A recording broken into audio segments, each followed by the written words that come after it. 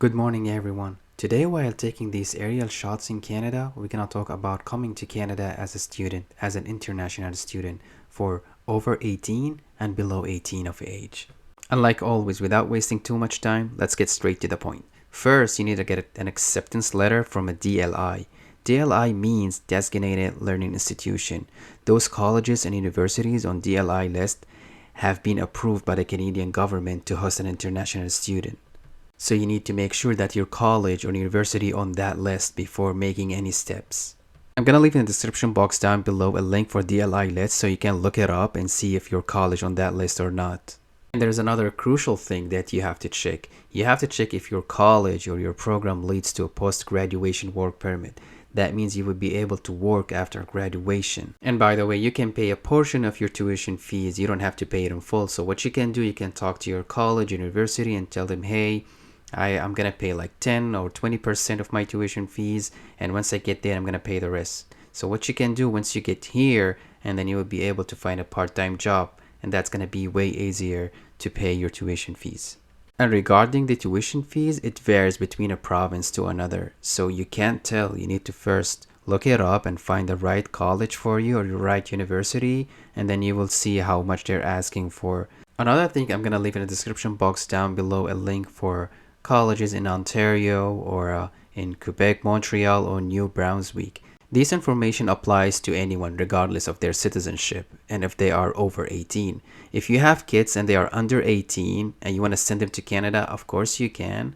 And you can send them to another school which is supposed to be as well on DLI list. And as a reminder, in case of rejection, if your application got rejected, you can't get your money back. All what you have to do to talk to your university or your college and send them a copy of the rejection letter by the embassy, and they're gonna send back your money within 50 days.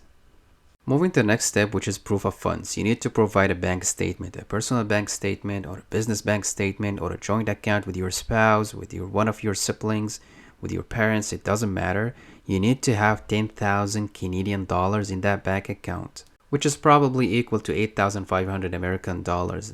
That's gonna show that you have strong ties to your home country and you will be able to take care of yourself while studying here in Canada. Remember, you don't have to spend anything from that money. You don't have to pay anything. All what you have to do to pay a portion of your tuition fees, and you have to submit that bank statement. In case if you don't have bank statement, what you can do, you can rely on your parents' bank statement. You have to provide a copy of that with a letter states that my son is going to receive this amount from me per month to spend on their studies or their expenses in Canada. Moving to number 3, which is finding accommodation. It's going to be hard to find such a thing from overseas. So what you can do, you can talk to your university or to your college and ask them, hey, do you have any availability on your campus? If they have, that's a great thing. If not, and you're still struggling, you can book for a couple of weeks on Airbnb. And then once you come here, you can find your own place. What you can do, you can explain that in explanation letter to the embassy. Tell them, I don't know the place well, so what I'm thinking to stay there temporary until I find the right place for me. But if you are thinking to purchase your first property in Canada, you can reach out to us. We will do our best to help you. Moving to number 4, which is making a plan. You need to make a plan and submit that along with other documents to the embassy. So what you can do, you can state your name on top and then try to explain what kind of program you're taking and why you have chosen that program and why you chose Canada after all. So explain each and everything and your pathway, and it's gonna help you a lot to get approved. Plus, if you were from Brazil, from China, from Colombia, from Costa Rica, India, Morocco, Peru, Pakistan, Philippines, Senegal, Trinidad and Tobago, and Vietnam, you can apply for SDS, which is the Student Direct Stream. So it's an expedited process for these applications from these countries. And for those who are struggling with making a plan or making an explanation letter to the embassy, or what you can do, you can just follow what I just shared in the description box down below, a link to a website where you can hire someone to do the work for you.